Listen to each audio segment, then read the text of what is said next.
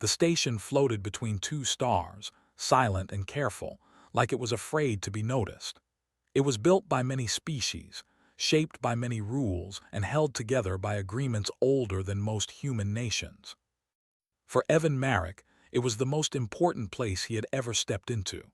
He stood inside a wide white room with soft lights and smooth walls that curved instead of meeting at sharp corners. The air smelled clean, almost empty. It reminded him of hospitals on Earth, but calmer, like the room itself did not want to cause harm. Evan adjusted the small device at his wrist and reminded himself to breathe. This was first contact, but not the kind shown in old movies.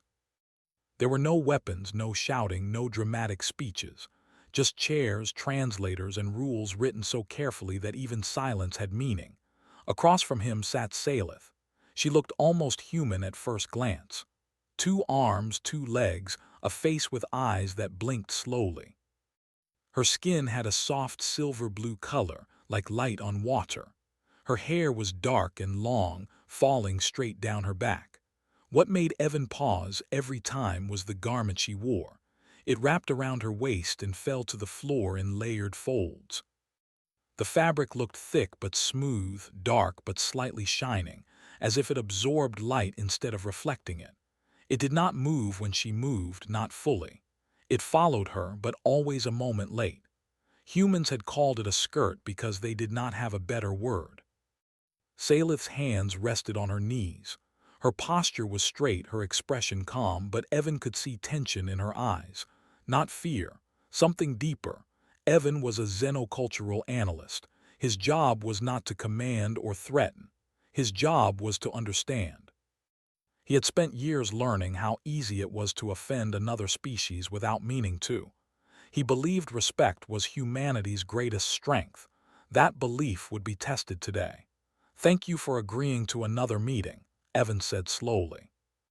The translator hummed softly as it carried meaning instead of sound. Salith inclined her head. "Dialogue reduces error. Error causes suffering." "That's something humans are trying to learn," Evan replied. A faint curve touched her lips, not quite a smile. They spoke for a long time about simple things, trade routes, shared science. The way stars looked different depending on how many colors your eyes could see. Evan avoided sensitive topics. He had been warned, do not ask about the garment. Everyone knew this rule. The Velari had made it clear from the first message they ever sent to humanity. The garment was not decorative. It was not cultural pride. It was not religious symbolism. It was necessary. No further explanation had been given.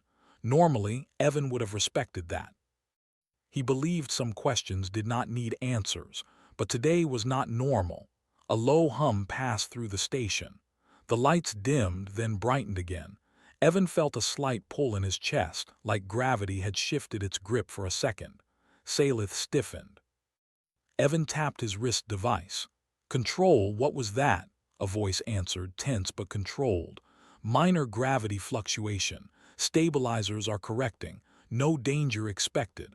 Evan looked back at Salith. Her hands had tightened around the fabric at her waist. "Are you all right?" he asked. She did not answer at first. Her breathing was faster now, shallow and uneven.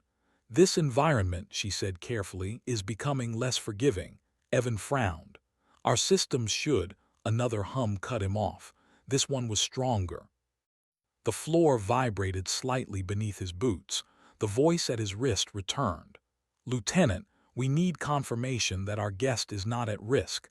Medical wants a visual check of Velari physiology. We can't adjust what we don't understand." Evan's stomach tightened. He looked at Salith again. She had gone very still. Her eyes were fixed on him, wide and sharp. "No," she said. The word was quiet, but it carried weight. Evan raised his hand slightly, a calming gesture. "No one wants to hurt you. We just need to make sure." "You do not," she interrupted. "You do not need to see." The translator carried something else with her words. Urgency, warning. Evan hesitated. He could feel the room closing in, not physically, but through expectation. Protocols did not like uncertainty. Command did not like unknown variables. His wrist device vibrated again. Lieutenant, if the Velari cannot survive human standard fluctuations, we need to know now. Evan swallowed. Salith, he said softly, help me understand. What happens if we don't check? She looked away, then back at him. Her voice dropped. Then I remain whole. The hum returned, stronger this time. Evan felt slightly dizzy. Salith's hands gripped the garment tighter, her knuckles pale beneath silver-blue skin. Please, she said. The word struck him harder than any order. Please don't lift it. Evan's mind raced. He thought of his training, consent, respect. The idea that humanity should be better than its past. He thought of the people watching through cameras. He thought of the station systems, of lives that depended on correct data. I'm sorry, he whispered, not sure who he was apologizing to. He reached forward. The fabric resisted him, not physically, but in a way he could not describe. Like trying to move something that did not agree with being touched. His fingers closed around the edge. Salith made a sound that was not a scream but not silence either. It was like breath tearing. Evan lifted. At first he thought his eyes were broken. There was no clear shape beneath the garment. No single body. No solid form. Instead, there were layers, shifting and folding, as if multiple versions of Salith were trying to exist in the same space at the same time. He saw outlines that did not match. Limbs that overlapped but never touched. Patterns that bent inward then outward like reflections in broken glass. His brain tried to understand, tried to name what it saw. It failed. The room felt suddenly too small. The air felt thick. Evan's vision blurred, not because he was crying, but because his mind could not decide what was real. Salith cried out, this time clearly in pain or something close to it. The shapes beneath the garment flickered faster, collapsing and expanding in impossible ways. Evan gasped and dropped the fabric back into place. The moment it settled, the world snapped back into something that almost made sense.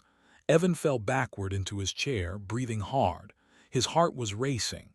His hands were shaking. Salith slumped forward, her posture broken. She pressed both hands flat against the garment as if holding herself together. The hum of the station faded. The lights steadied. Medical team en route, the voice at Evan's wrist said, but it sounded far away, like it was coming from underwater. Evan stared at Salith, his mouth dry. I did, he tried to speak, but the words would not form. Salith lifted her head slowly. Her eyes met his. There was no anger in them, there was sorrow. You looked, she said quietly. Evan felt something crack inside him, not fear. Not guilt alone, something deeper. I'm sorry, he said again, his voice breaking. She did not answer. As medics rushed into the room, Evan realized that the universe he thought he understood had just become much larger and much more fragile. And he had crossed a line he could never uncross. The medical wing of the station was brighter than the meeting chamber, but it felt colder. Evan sat on a narrow bench outside the sealed room where Salith had been taken. The walls were white, the floor smooth, and everything smelled faintly of metal and clean air. It should have been comforting. It was not. His hands would not stop shaking. He pressed them together, fingers locked tight, but the memory pushed through anyway. Not images exactly. More like feelings that did not belong to him. His mind kept trying to finish shapes that had never been complete. Every time he closed his eyes, something inside him twisted. A human doctor stepped out of the room. Her face was calm, trained, but her eyes were tired. She's stable, the doctor said, at least as stable as her people can be under our conditions. Evan looked up quickly. She's alive, the doctor said, but she's not well. Evan swallowed, because of me. The doctor hesitated, then nodded once. Because of what happened. She left without saying more. Evan leaned back against the wall. He felt hollow, like something had been taken from him and replaced with noise. The station felt different now. He could feel it even though nothing had changed, or maybe everything had. A low sound passed through the corridor. Not an alarm, just the background hum of systems working, but Evan flinched. For a moment the straight lines of the hallway seemed to bend, just slightly, like they were unsure of their own shape. He blinked hard. "Get it together," he whispered to himself. A shadow moved at the end of the corridor. Evan's heart jumped, but it was just another officer walking past. Still, Evan could not shake the feeling that something was watching from angles he could not turn toward. Hours passed. Or maybe minutes. Time felt loose. Finally, a Velari elder arrived, escorted by station officials. The elder's garment was heavier than Salith's, layered thickly, almost touching the floor. The air around them felt quieter somehow. Evan stood. "I want to apologize," he said immediately. The elder raised a hand. "Words are easy after harm." Evan's throat tightened. "I know, but I need you to understand.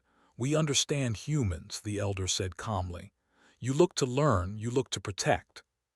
You look even when told not to." Evan felt the words like a weight on his chest. "You did not act from cruelty," the elder continued. "That matters, but it does not erase consequence." They turned their heads slightly, as if listening to something Evan could not hear. "Salith will live," the elder said, "but she will never be the same." Evan closed his eyes. "Neither will I," the elder studied him. "Yes, you saw." The word carried meaning far heavier than sight. "I didn't understand," Evan said. "I still don't. What are you? What was that?" The elder's gaze sharpened. "You are already changing." Evan frowned. "What do you mean?" "Observation alters structure," the elder said. "That is a law older than stars. Your people believe it only at small scales. We learned it too well." Evan felt a pressure behind his eyes. The corridor flickered just for a moment. He saw lines of light where there should have been shadows. He staggered slightly. "You should not have seen us uncovered," the elder said, "and we should not have come so close to minds unprepared." Evan steadied himself. "What's happening to me?" The elder did not answer right away. "You are learning to see sideways," they said at last. "That is dangerous." After the elder left, Evan was confined to quarters. Officially, it was medical observation. Unofficially, it was containment. The room was small. A bed, a desk, a single viewport looking out into stars that now made him uncomfortable. When he stared too long, the stars seemed to move when they should not. He tried to sleep. Every time he closed his eyes, the memory returned. Not clearly, never clearly. His mind refused to recreate it fully, but the feeling remained, like standing on the edge of something endless and realizing there was no ground beneath. He woke suddenly, gasping. The room was dark.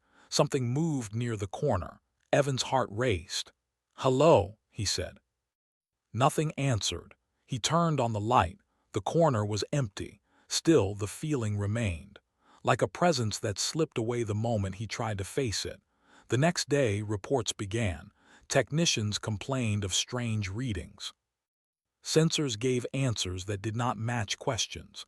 A security officer claimed a wall had been in the wrong place for a second before snapping back. No alarms were triggered. Nothing could be proven. Evan knew. He sat at the desk, staring at his hands. Sometimes they looked normal. Sometimes they seemed just slightly delayed, like they belonged to a version of him that was a step behind. A message appeared on his screen. "Command request." He accepted. A senior official appeared, face tight with concern. "Lieutenant Marek, we need a full account, everything you experienced." Evan hesitated. "Some things don't fit into reports." "Try," the official said. Evan spoke carefully. He described confusion, overlapping perceptions, a sense of wrongness. He avoided details he could not put into words. The official listened, eyes narrowing. "This could be a breakthrough," they said slowly. "If human minds can survive partial exposure, there may be applications." Evan's stomach turned. Applications, navigation, defense. "Prediction," the official said, "understanding reality at deeper levels." "No," Evan said sharply. The official frowned.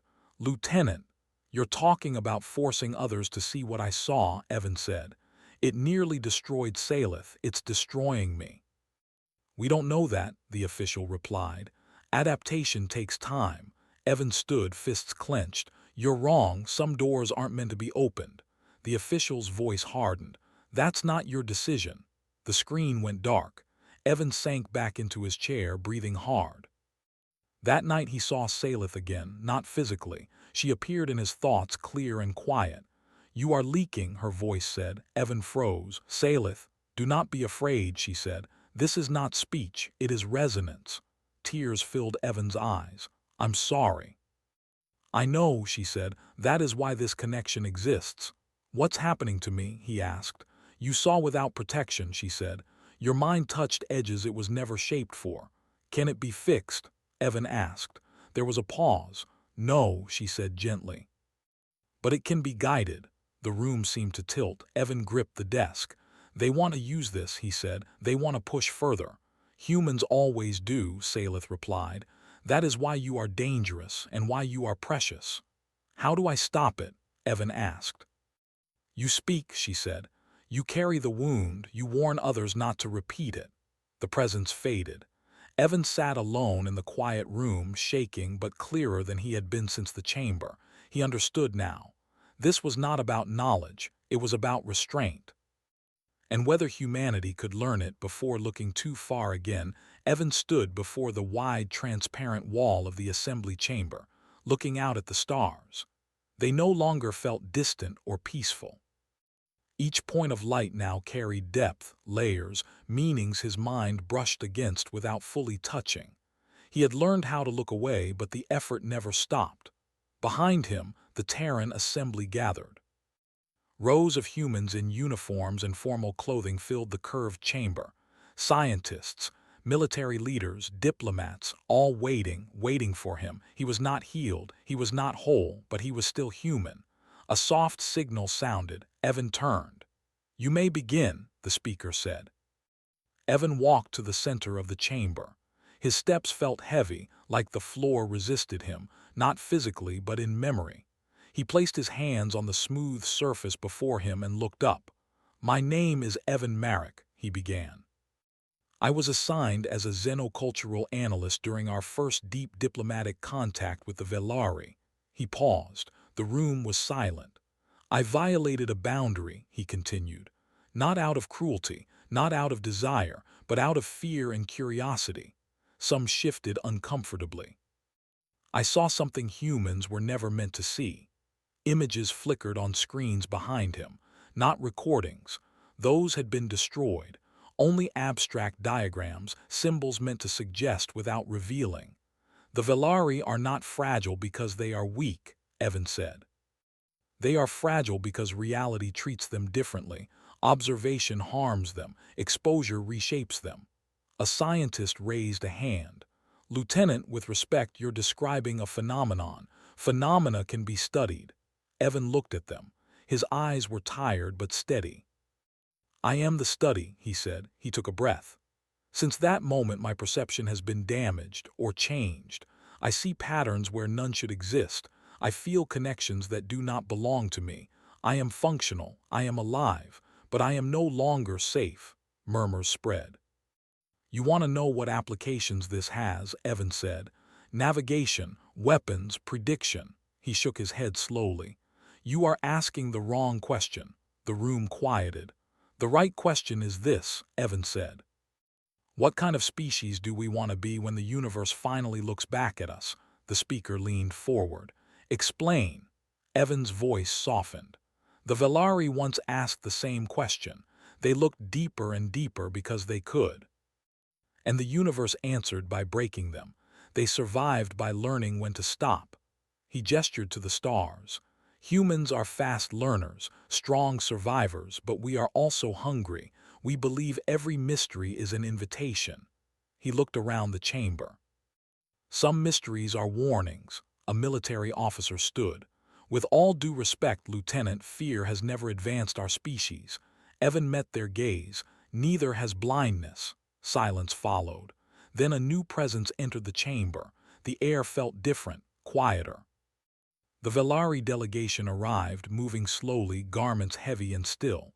Salith was among them. She walked carefully as if each step cost effort, but she stood tall. Evan's breath caught. The speaker hesitated, then nodded permission. Salith stepped forward. Her voice carried without force. "Humans," she said, "we did not come to accuse." She turned slightly toward Evan. "We came because one of you listened after harm." She faced the assembly again. "You stand at a threshold we crossed long ago. We crossed it because we believed knowledge alone made us wise." Her hands rested on her garment. "We were wrong," a scientist whispered. "Can you prove?" Salith raised her hand gently. "No." The word landed softly but firmly. "And that is the point," she said. "Some truths destroy the ones who prove them." She looked directly at the assembly. "We will not allow you to repeat our mistake." A murmur of tension spread. "Is that a threat?" someone asked. Salith shook her head. "It is a boundary." Evan stepped forward. "They're right," he said. "And if we force this, if we push, we won't just harm them." He touched his chest. "We will harm ourselves." The speaker was silent for a long time. Then slowly they spoke. "What are you asking, Lieutenant?" Evan swallowed. "Classify the Velari condition," he said. "Destroy all indirect data. Rewrite first contact law." A sharp intake of breath echoed through the chamber. "Add a clause," Evan continued. "Existential consent, not just physical safety. If a species says a truth will break them or us, then we stop." The room erupted into argument, too cautious, too weak, too dangerous to ignore. Evan stood still and let it wash over him. Then Salith spoke again. "If you choose otherwise," she said calmly, "we will leave your space forever." That stopped everything. The speaker rose. "You would abandon alliance?" they asked. "We would preserve ourselves," Salith replied. "And you would lose more than you understand." The speaker looked at Evan. "You carry this damage," they said. "If we deny its use, what becomes of you?" Evan answered without hesitation. "I live with it," he said, "so no one else has to." The chamber fell into silence. Finally, the speaker raised a hand. "All in favor of classification and restraint." Lights appeared, one by one, hesitant, then steady. The vote passed. The decision echoed through human space within hours. Records were sealed, research halted, orders rewritten. Humanity stepped back. In the days that followed, the station felt calmer. The strange glitches faded. The air felt less heavy. Evan resigned his commission quietly. There were no ceremonies, no medals. He did not want them. He met Salith one last time in a quiet observation room. The stars looked distant again, mostly. "You chose well," she said. "We almost didn't," Evan replied. She tilted her head. "Almost still matters." Evan smiled faintly. "Will you recover?" "Not fully," she said, "but I remain myself." "That's more than I can say," Evan admitted. She studied him. "You are still human." "Even like this?" he asked. "Especially like this," she said. They stood in silence. When the Velari departed, their ships folded space gently without disturbance. Evan watched until they were gone. The universe did not reward humanity with power that day. It rewarded them with trust. And for the first time, the stars felt like they were watching with approval, not curiosity. Evan turned away from the viewport. Some things, he knew now, were meant to be respected from a distance, and humanity had finally learned how to look away.